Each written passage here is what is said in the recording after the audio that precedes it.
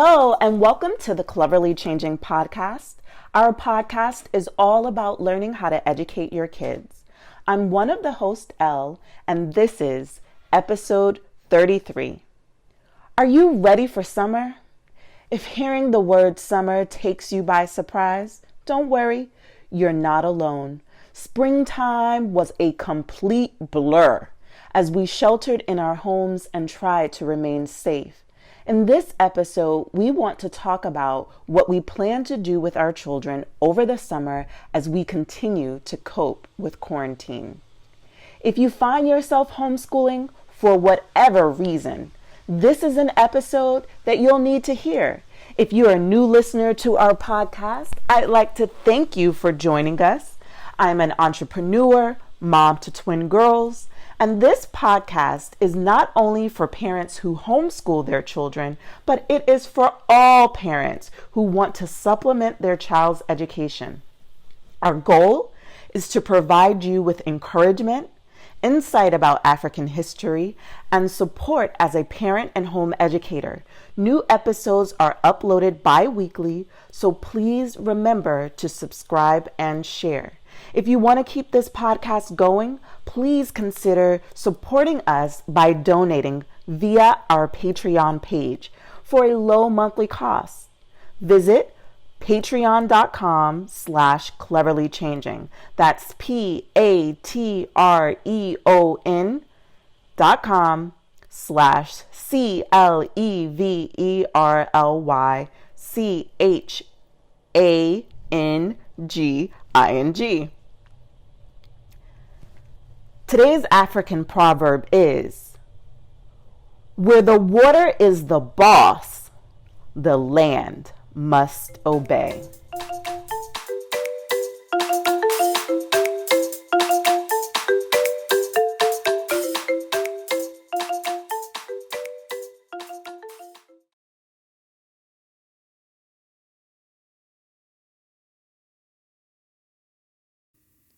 It's now time for the word of the episode. Dun, dun. Seasons in Swahili is Majira.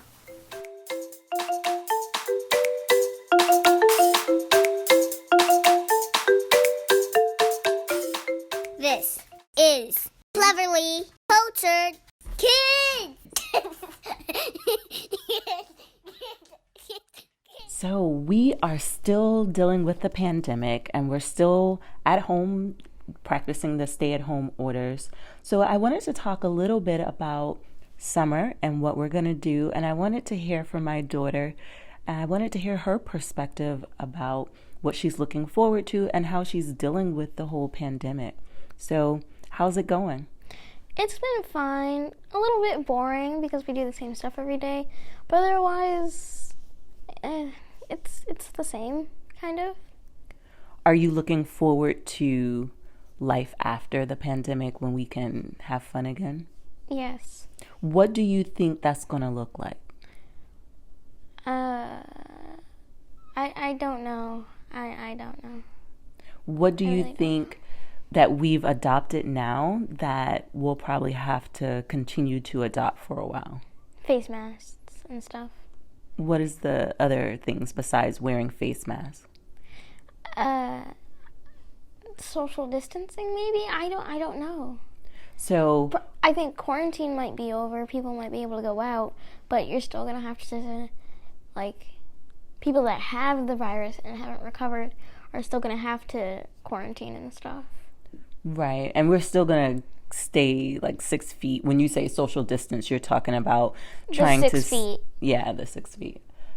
And that's try to stay 6 feet from other people. I know we've gone on a hike and I noticed that when other people were hiking, it wasn't a lot of people. It was really less than a handful, but we would move off the trail so that they could pass by without us, being that close. Now, when you pass people, do you get a little bit nervous when you see them? No. So do you have a different feeling than when you would pass people before? No. It's the same. Yeah. Is there anything that makes you curious or uneasy about life after the quarantine? No, not really. So how do you feel about it overall? So, there's been other pandemics, and I think it could be similar, just more devastating in certain areas. I guess. I really don't know. Right. Has it affected you personally at all? No. So you don't know anybody who has had COVID? No. Not any of your friends. I know some people who have, but I didn't necessarily share that with you. All right. So I know that usually at the end of the school year, we usually take time to do summer camps, probably, 2 or more. And this year, that's probably going to be different. How does that make you feel? I'm fine with that. I kind of like going to summer camp, even though, like, going to the pool and stuff is more favorable in my opinion. So do you think that the summer is going to be the same or just a little bit different? I think it's going to be a little bit different. What are you anticipating those differences to look like? I don't know. I just think it's going to be at least slightly different. Okay. What would be ideal for you in light of what has happened? So the fact of the matter is we know we're probably not going to be able to do a traditional summer camp the way we did it before, but what would a different type of summer camp that would be fun, what would that look like for you? I don't really like summer camp.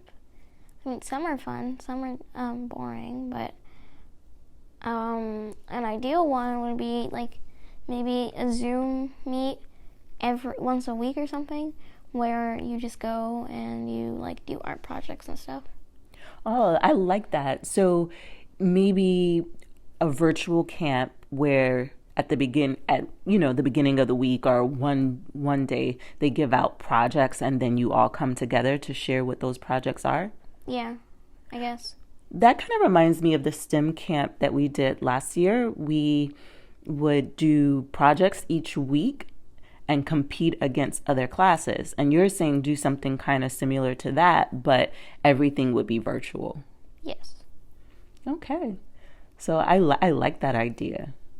What are some other ideas that could make a virtual summer camp or an at-home summer camp? Because even though, the virtual summer camps do exist, I'm okay with us doing things outdoors, just like we went hiking and stuff like that. I'm okay with us doing, because one year I did a summer camp at home.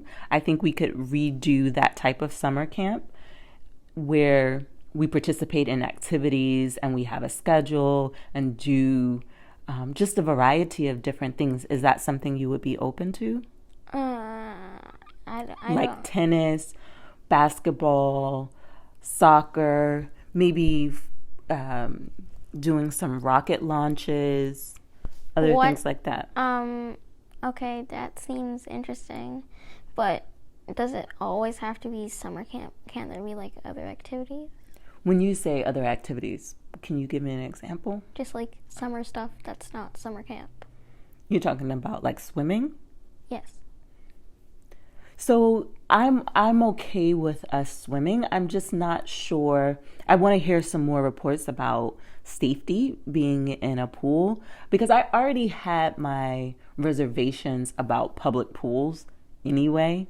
So I'm waiting to hear a little bit more to ease my fears about a public swimming pool.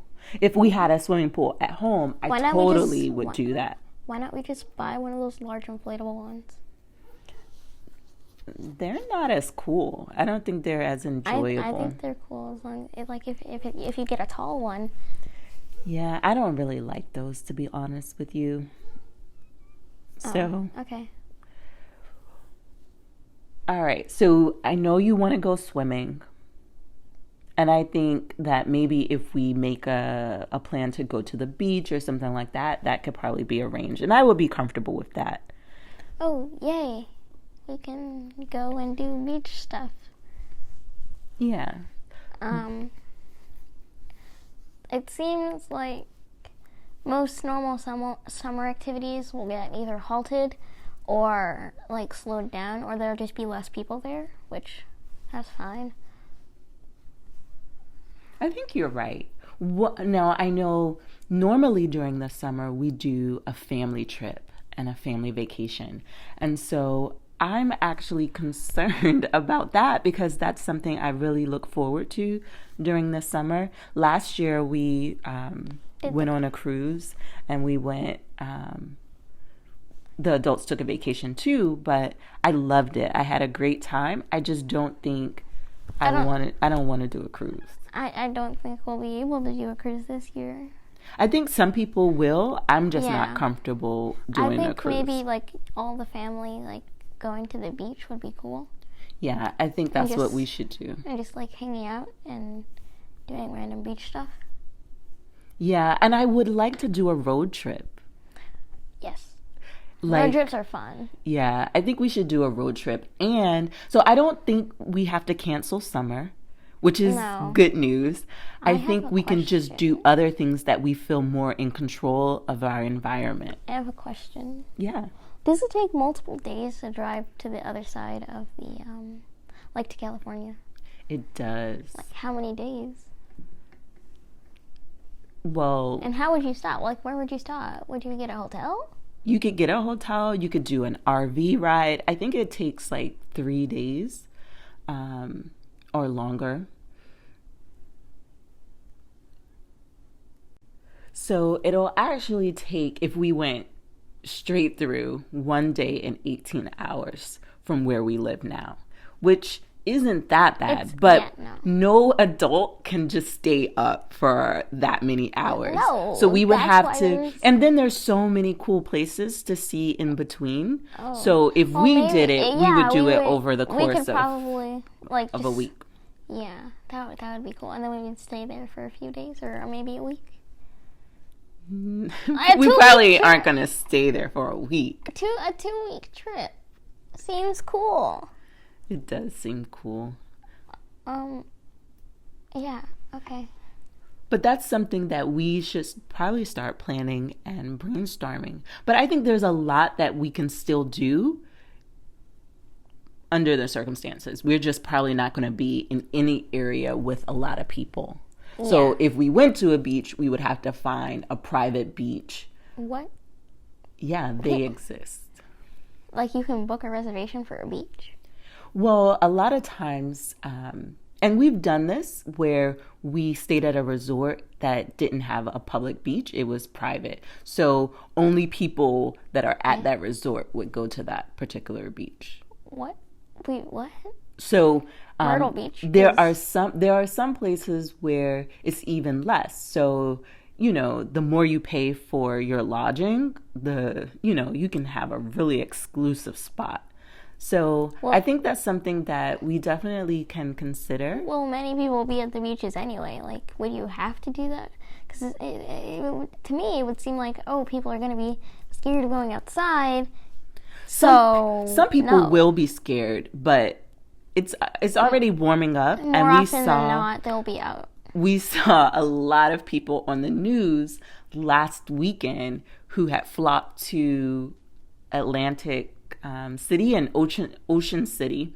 So there are a large number of people who are not scared to go out. So we can't just automatically assume that, hey, the beaches aren't going to be crowded because everybody is getting restless from being in the house.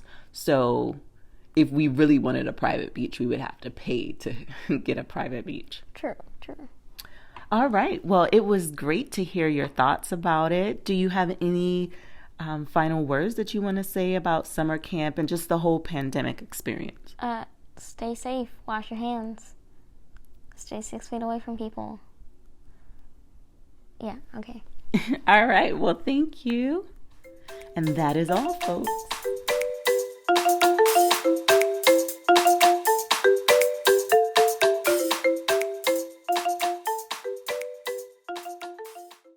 And welcome back, everyone, to another episode of the Cleverly Changing Podcast. I am one of your hosts, Miriam, and this is episode 33. Today, we'll be discussing coronavirus and summer. A lot of uncertainty is hanging over many families' heads. And as of right now, there have been lots of cancellations. Schools have closed the buildings for the rest of the school year, and many jurisdictions have canceled summer camps, state-funded summer camps, and a lot of private summer camps have also decided not to move forward this summer. You may have vacation plans that you're wondering about. Maybe you'll cancel, maybe you'll go. It all depends on what the virus and the outlook for it is showing. Do you have anything to add to Wow, summer woes? I think that this is just an unprecedented time for families, and in order to get through it, we need to start planning now to make sure that we're not overwhelmed for what could happen when summer comes. So I think for a lot of families, my recommendation is that they keep schooling. Because I think for some families, they haven't really been taking schooling to heart.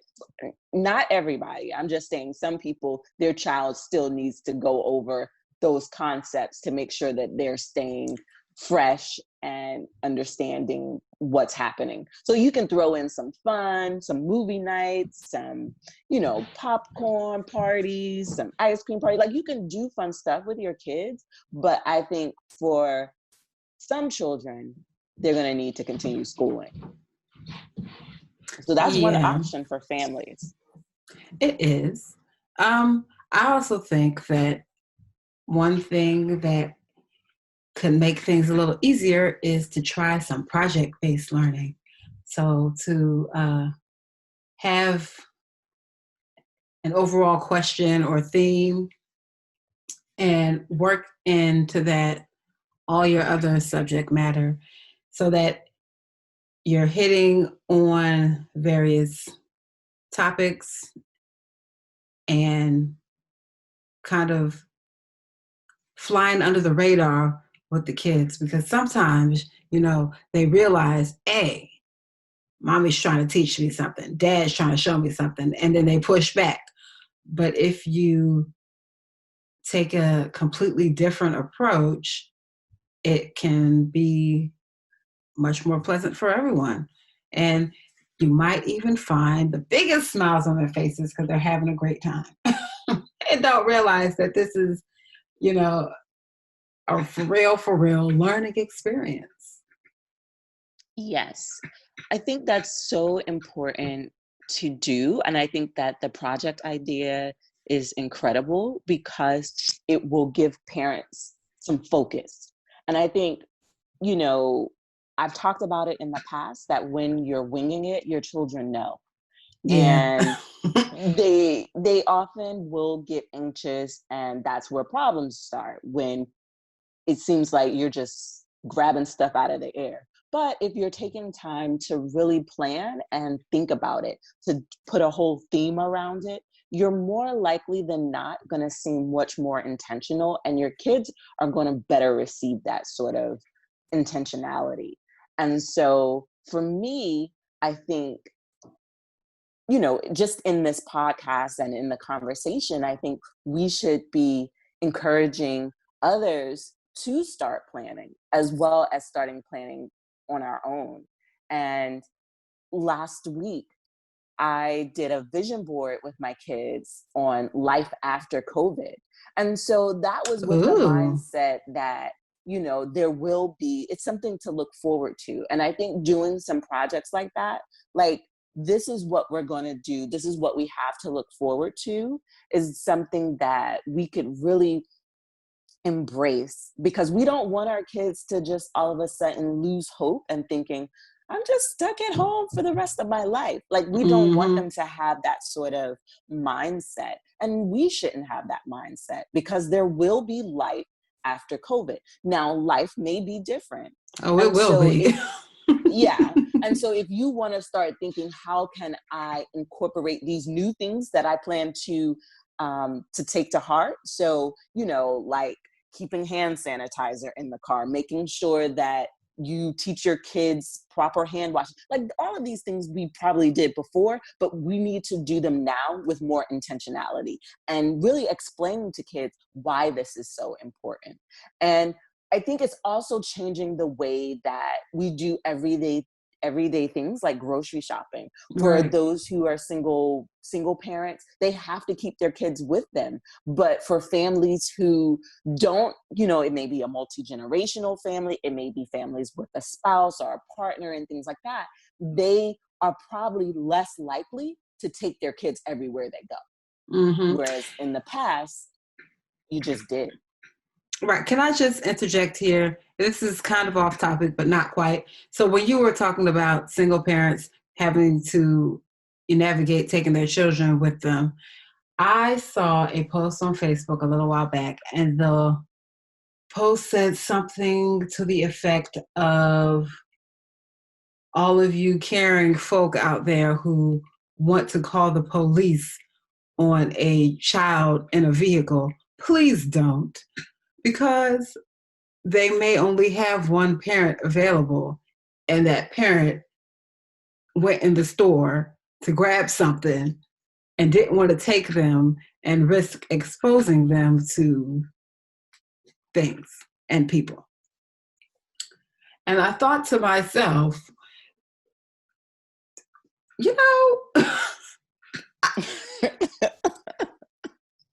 I was a little conflicted. I totally get it. I completely get it. Like if you leave your child in the car to go pay the gas station attendant, nobody thinks anything of that. But if you run into the 7-Eleven, nobody thinks about that.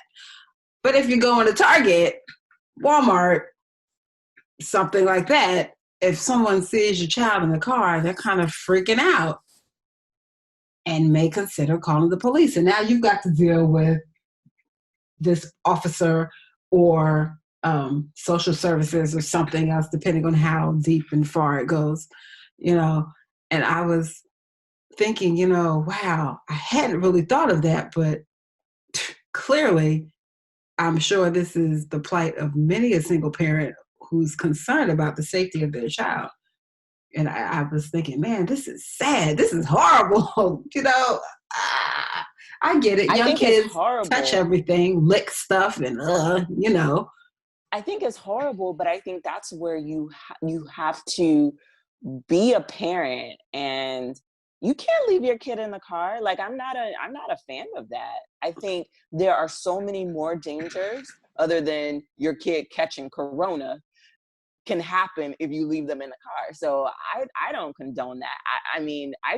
I'm like, you put a mask on that kid, you bring your own wipes and stuff, wipe down your card, or, like, you find a way to keep your kid with you, because your kid is going to be safer with you regardless.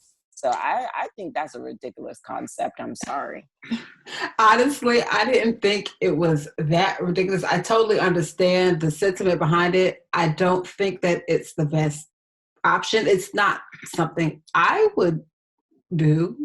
I wouldn't want to. No, because somebody can steal your kid. Right. It's just so cars get stolen all the time with children in the back, because the fool didn't realize that there was a child, or maybe they did and just didn't give a rat's behind. I don't know. But this kind of stuff happens. That's what's like, And so the idea behind the post, after I was reading through comments, which were for and against, was, if you see a child in the car and you're concerned, instead of calling the police, why don't you just sit by the car and be a good citizen and make sure nothing happens to the child? Because You never know. And I was like, yeah, I guess that is an option, but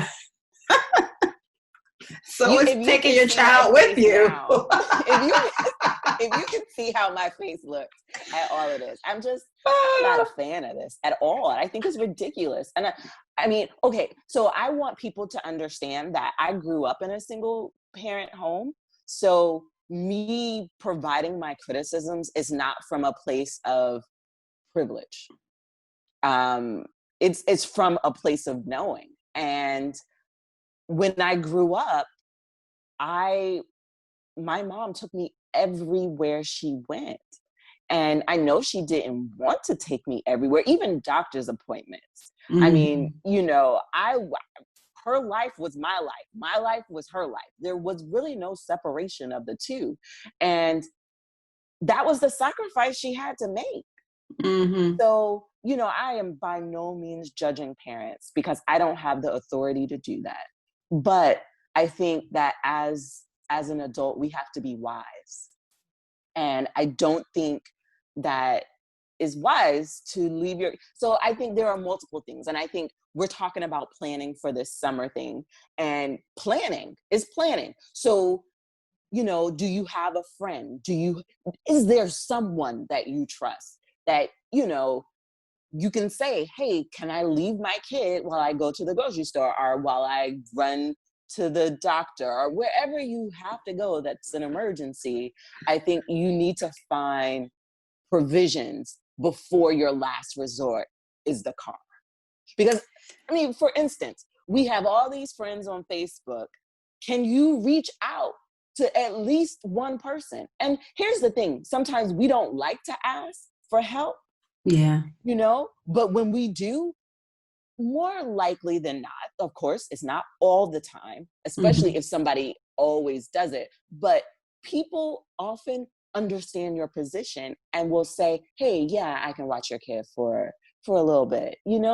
We have to this is really a time where the village comes into play, and we have to really be a village for other people. So I understand would say, that. do some planning and try. Yeah, the only thing that I think part of the point too that was being made was that the village is being very, very broken up due to the to the coronavirus situation. And so a lot of people are less willing to get their village on because they are concerned about transmission. So I understand completely where the post was coming from. I get it, but I think, like you said, I think that there are other ways that the situation could certainly be taken care of. And I know, it's not feasible for everyone to be able to order in their groceries or have Amazon Prime and get things delivered, and so they can minimize their need to go to the store or expose their child to things that they would rather not. So, well, it's just like I said, I don't think that leaving them in the car is the best option, the option to take. However, I understand how someone could be in that position. Yeah, has that thought. I can definitely understand being in that position, but I think you have to exhaust all other options.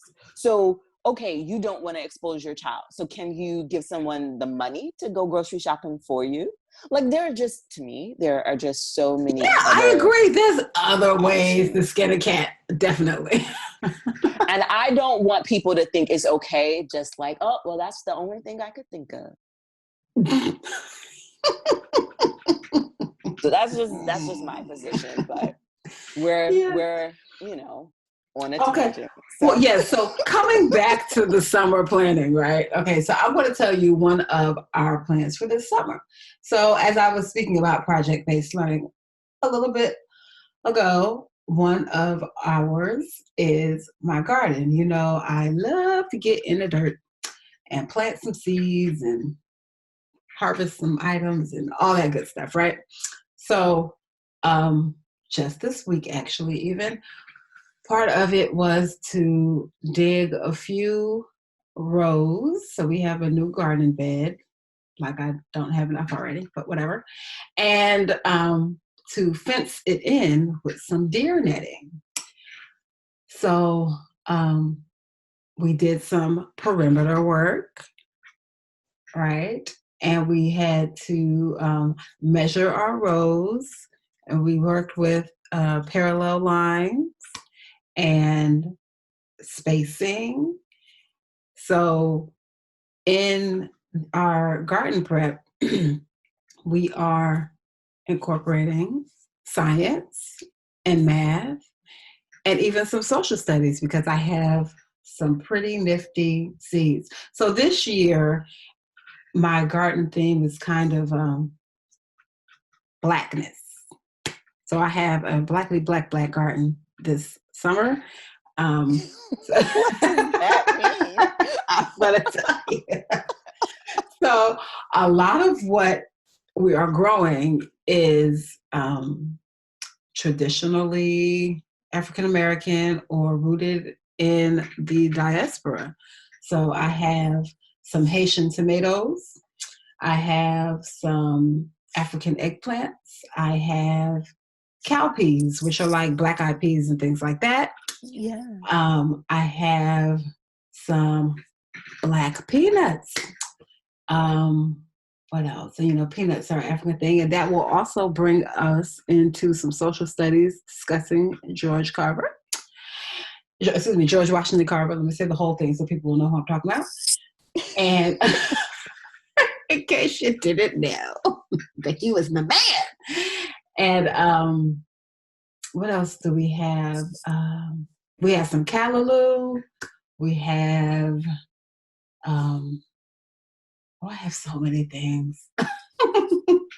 So many things. Oh, some fish peppers.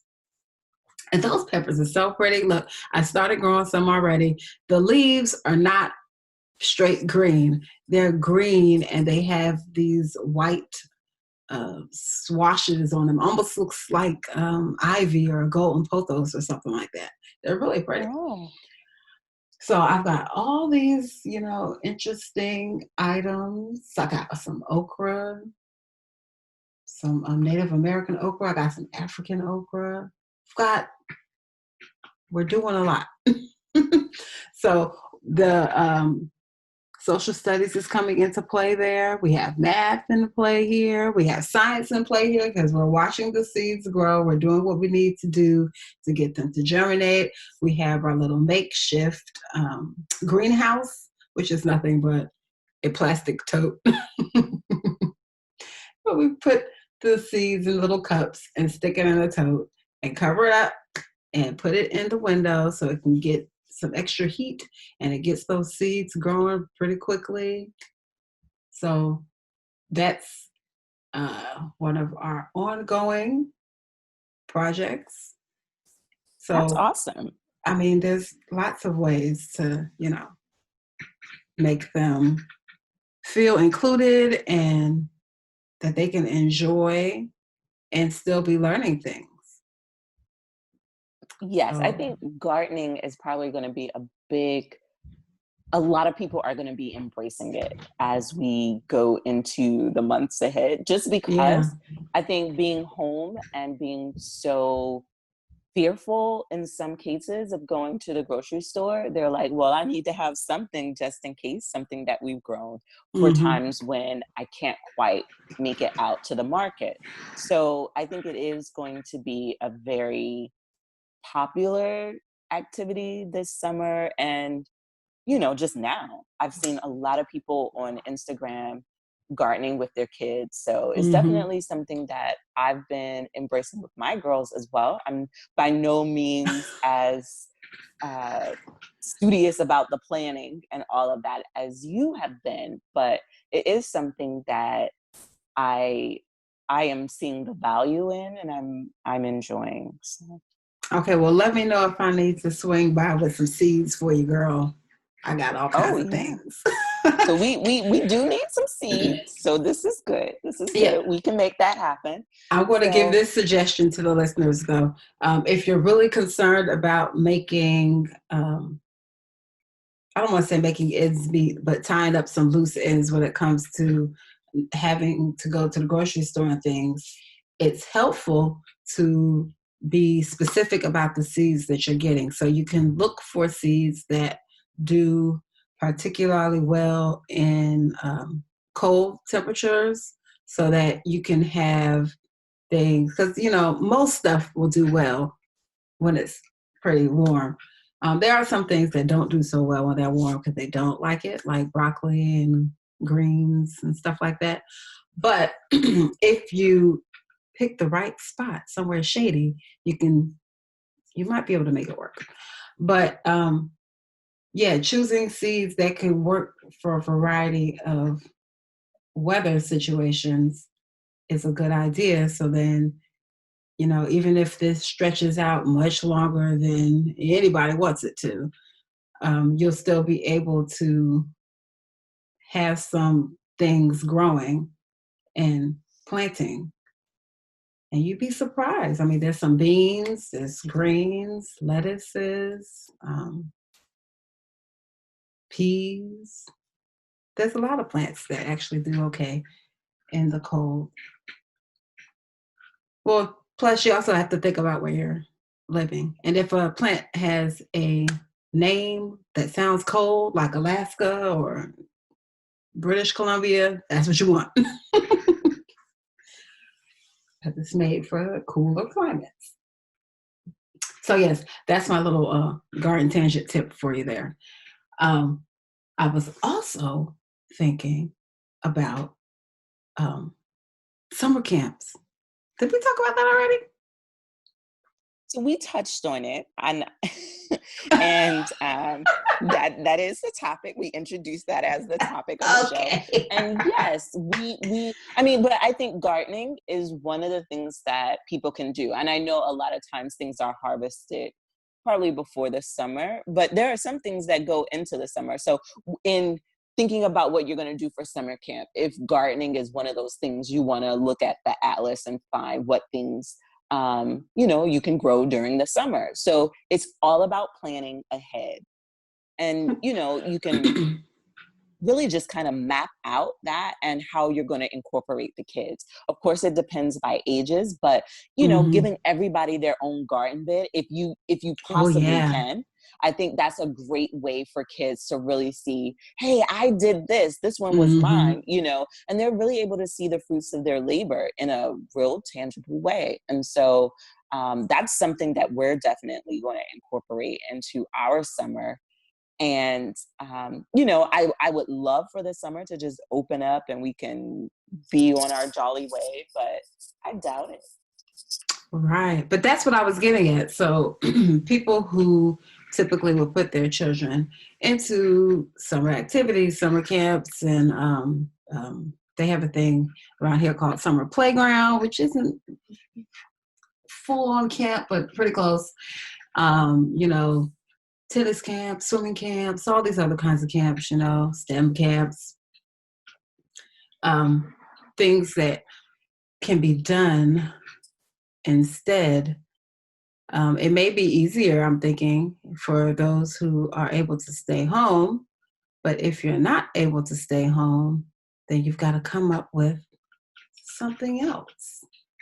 I don't know if people are beginning to feel a little bit more relaxed about social interactions or not. Some people definitely are, because I tell you, I'm seeing a lot of that. When it was Mother's Day, people were gathering all over the place. So yes. I shouldn't, but no but judgment. I am. Mm-hmm. I'm not going to judge people, but me and my house, we won't be at home. So. Yeah, but I'm not going to lie. To each his own. To each his own. I think that as things move forward, I think that a lot of the distancing is going to get a little bit closer. And not because of, trying to buck the system, but because there's not much other option. So you may end up having to send your children to your grandma or grandpa or something like that. Out of Because, necessity. right. I think it's harder for people who have health conditions and people with elderly people, Mm-hmm. because I think those are the ones who are more cautious. Yeah. And I know that for us, that is one of the reasons why we've been so cautious is because of the health concerns. I'm not afraid or fearful or anything like that. I just feel like you have to, be cognizant and act accordingly and make common sense decisions Mm-hmm. based on your, the health needs of your household. Mm-hmm. So I think that, that's just, to me, that's just the wise thing to do. But Yeah, I agree. yeah. Yeah, I don't think that, what I've done is I have kind of conditioned myself by now where when I see someone who is, trying to stay back 20 feet or something or doing something that I think is just a little extra, I have to pull myself back and say, hey, check it. You don't know their situation. And Right. it's not for them to take my opinion, just like it's not for me to take their opinion on how they feel about the situation. Like just today, I was returning a tool that I rented, and the guy asked me for my name, and he's walking away. Mind you, we're both wearing masks. I don't know if anybody else is having this trouble, but I can't hear anybody behind all this paper on their face. So he's walking further away, and he's asking my name, and I say, and then he's walking backwards still, and he's saying, what? Huh? So now I'm like, okay, dude, just stop walking so I can get closer so you can hear me. I'm not trying to give you a kiss on the face. I don't know you. I'm just trying to make sure that you can hear me, and I won't have to say my name 5 more times so that you can bring me back my paperwork. So I had to pull myself together and say, okay, look, he's concerned for whatever reason or another. Just stop and spell it out loud. So I kind of shouted down the dock at him. He was like, okay. I'm like, gee whiz. But I have to pull myself together every time and say, I don't know what their situation is at home. Perhaps they have someone sick or elderly or another person that is in the higher risk category. Or perhaps they're just really fearful. I can respect that. Right. And not be nasty about it. Yeah. And I think that's what this time calls for us to be understanding of others. And when it comes to summer camp, there were virtual summer camps that existed before now. I think they're going to be a lot more popular. It's not the same, but I think they're going to be popular for families. But I think also just, you mentioned projects earlier, mm-hmm. reading books, mm-hmm. coming up with book clubs. We're going to see a lot of creativity around engagement online with kids, our teenagers. And we're going to see creating. Like, this is a great time if you're an inventor to invent something. Like, it's just this time of exploration and creativity and, like, if you've been wanting to get a book out, it's time for you to get that book out. And I know that some people, this isn't that time of, ooh, let me get my creative juices flowing and let me produce. Because some people are so overwhelmed with this whole concept, especially, I'm an introvert. So I'm not really having a hard time with this because I'm comfortable. It's not that bad to me either. No. And I like my family. It's like, oh, hey, I'm so happy my husband is home. So I know, me too. It's very different for us, but we're not. I think it's very hard for people who are extroverts.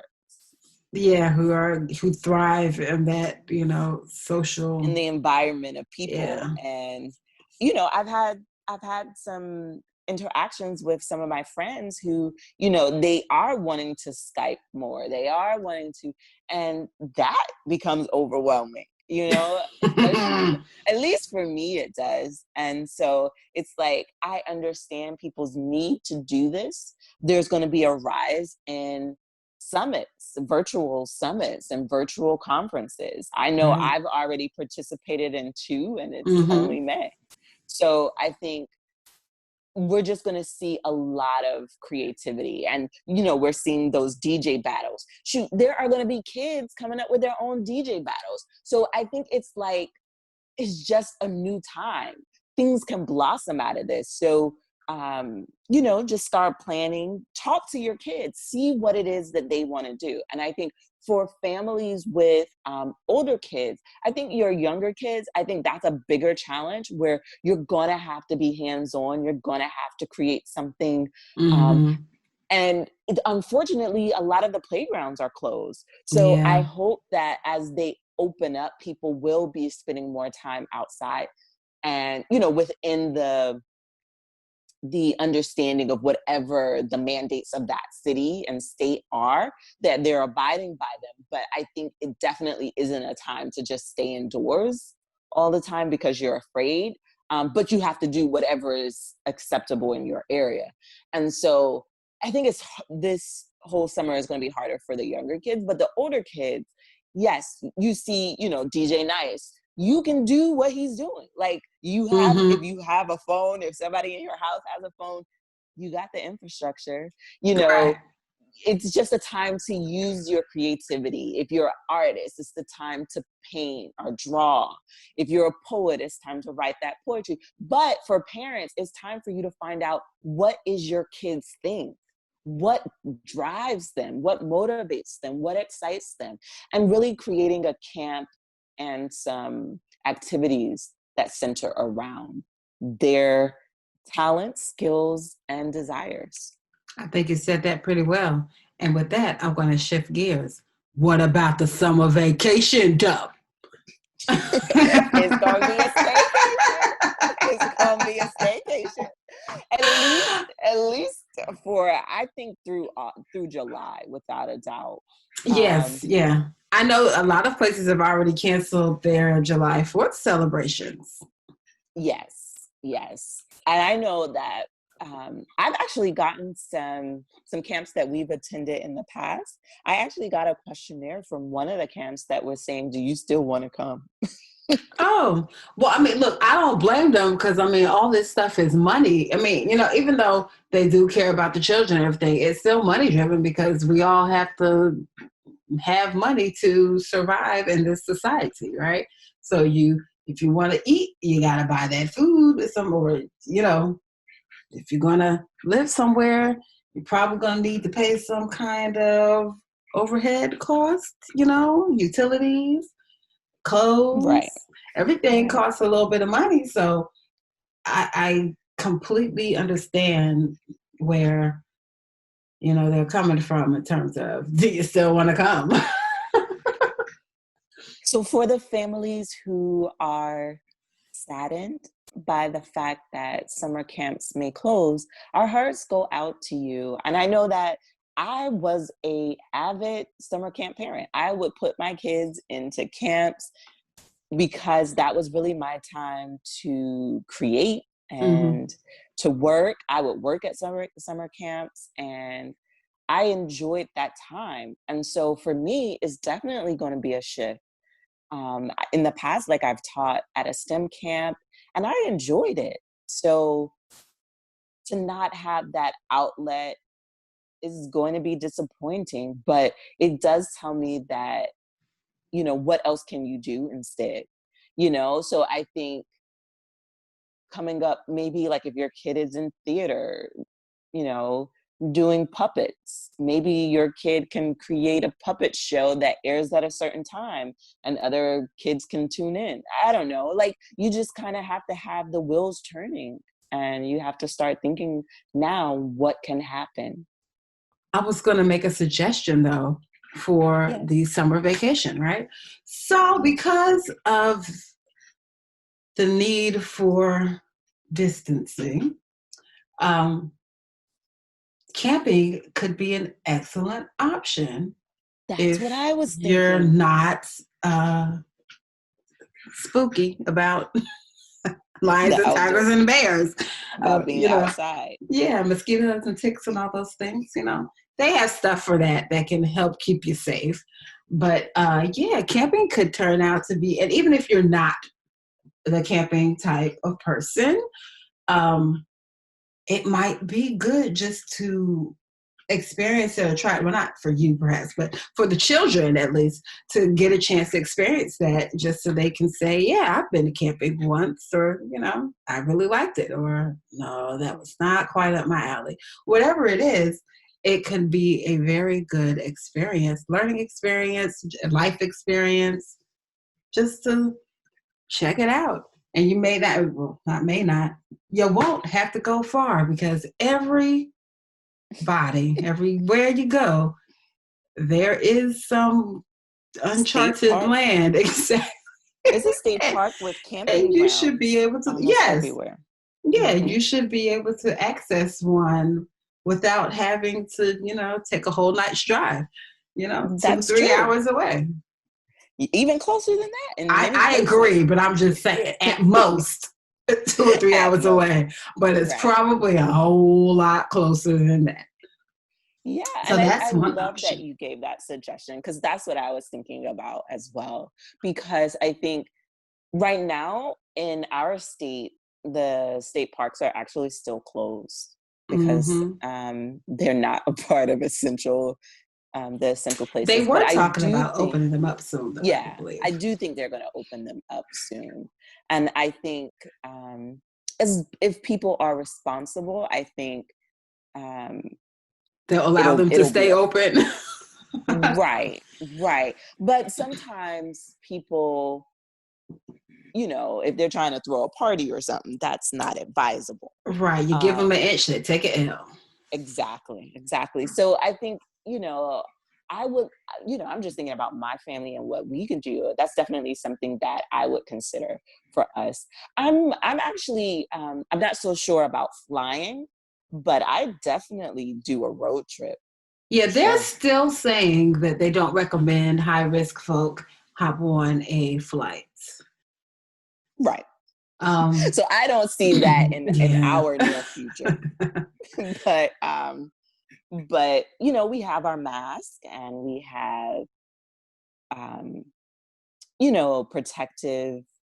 other protective measures, like we have hand sanitizer, Lysol wipe, we have hand sanitizer, right? We have all types of things to clean up and clean our environments, or wherever we are and wherever we go. I do know, because we did go right before the cities closed down, we did drive and take a road trip. And I must say, like, I'm not a scary person, but going to gas stations was less favorable than ever.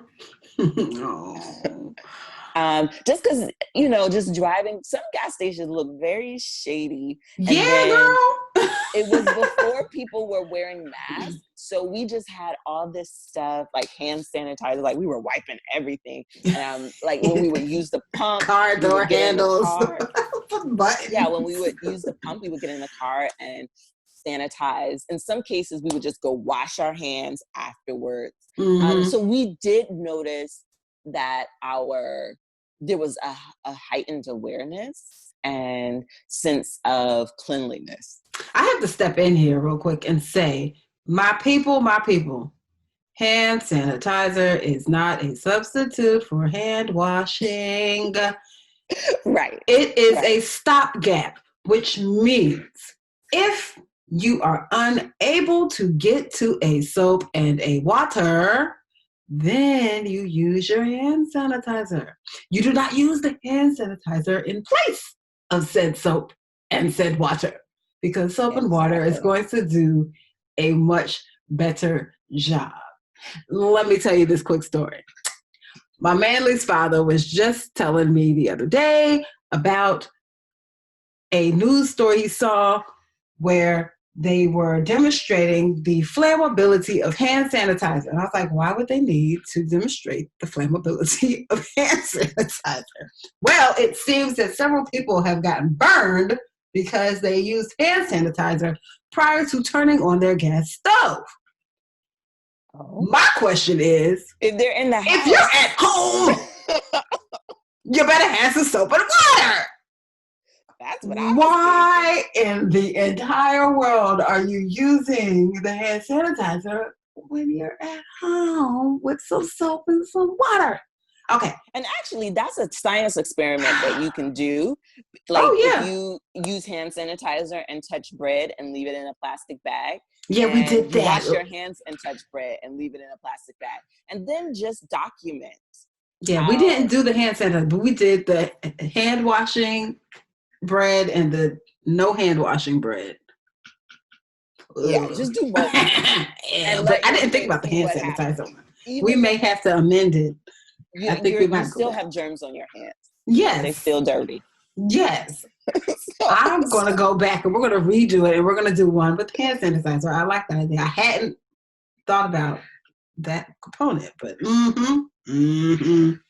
Okay. So yeah, we got to wrap this up. Yes. Bringing it to a close, I will also throw this suggestion out there. The beach. And I don't mean the main beach. Not your Virginia Beach, Ocean City, Rehoboth, not your big headline name beach. I mean, not the one where everybody's out and exactly. I mean, honestly, you might be able to do that because I'm sure that well, I shouldn't say I'm sure. I kind of teetering back and forth between, it's not going to be that many people at the beach because people are scared. And then other people are saying, man, forget this. It's warm and I want to be there. I'm going to go.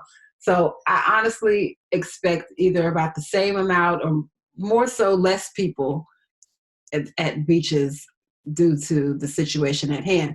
But I was thinking more of your secluded beaches and they're not even necessarily secluded, but there's plenty of waterfront available, so you can go to other places and not somewhere that has the major boardwalk and all the t-shirts for sale and all that kind of stuff. So do a little research, planning, as we keep saying the word for the episode, planning. Do a little research and you can find some waterfront spots that are, I don't want to say unknown, but they're not heavily trafficked. And you all can spend a day, afternoon at this nice little beach and you can still get your beach activity in without being around the entire beach-going population. And with that, I think I am out of summer vacation ideas. I need to figure out what we're going to do. My youngest son keeps coming up to me saying, I want to go beach, Mommy. I want to go beach. He's so serious. Oh, that's so sweet. Serious. I want to go too. So in closing, my final ideas are, one of the places that you can start is teaching your kids something that is your own hobby and I like it. Doing something new with them together. I think that my daughter, she's been wanting to crochet. So I'm going to see what we can make. It's definitely not one of my favorite things, but I can get her started. And, I can't do the fancy stuff, but I can make a blanket and a scarf. Like, girl, you could do more than you know. You can try a hat. It's not that hard. Well, probably not, but I'm just going. So I never took a class on it. My sister, she would work with old people and somebody had taught her. So she came and taught me, but she never showed me anything fancy. And I know that there are people who have learned how to do things on YouTube. So I was just about to say YouTube. That's how I made my hats. We're going to try to sew something. We're gonna do some crafting as a family. And I want to do some paint nights for the whole family, something that the family can enjoy.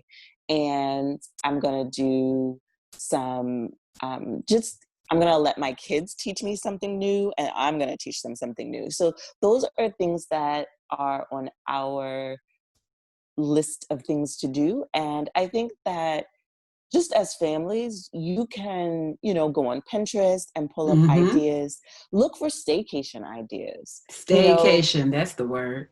yeah, and come up, like if you need a respite, I think it's very important for you to find a respite at home because it's a Mm-hmm. stressful time.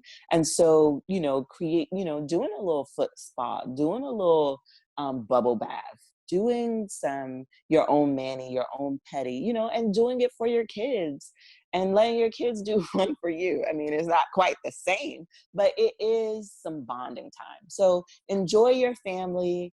And remember, if you have new show ideas, definitely reach out to us. We want to have conversations that support you, and we want to give back to our community in that way. So definitely tell a friend about the Cleverly Changing podcast, and we look forward to connecting with you in the future.